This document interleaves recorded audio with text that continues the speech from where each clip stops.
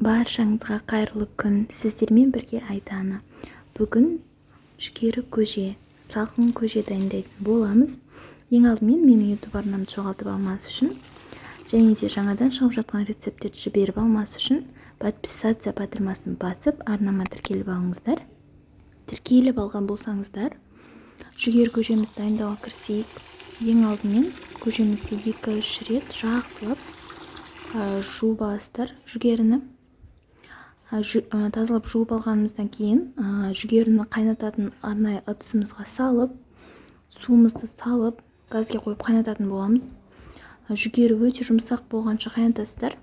Менде жүгерінің жақсылап қайнап пісуіне шамамен 1,5 сағаттай уақыт кетті.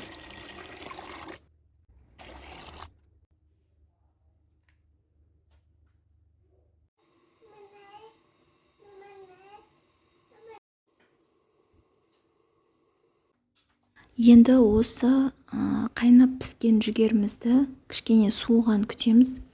Шамалы суығаннан кейін сүзбені араластыратын боламыз. Осындай майлы сүзбе қолданасыздар. Немесе айран салуға да болады. Және де құртты суға езіп қойып, құртты да қосуға болады ішіне. Мен осылай тек қана сүзбеден жасадым. Сүзбені осылай бөліп салып, венчикпен араластырсаңыздар жақсы араласады.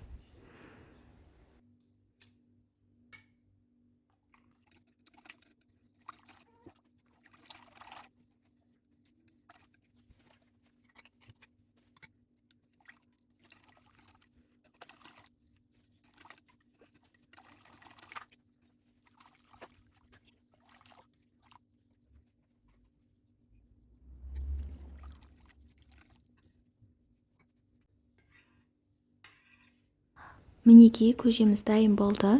Енді осы көжеміздің бетіне өз қалауларыңыз бойынша укроп салсаңыздар болады. Укроп өзінің бір ерекше дәмін және хош иісін береді. Бұл өз қалауларыңыз бойынша салмақ қоюға да болады. Міндетті түрде осы рецепт бойынша дайындап көріңіздер.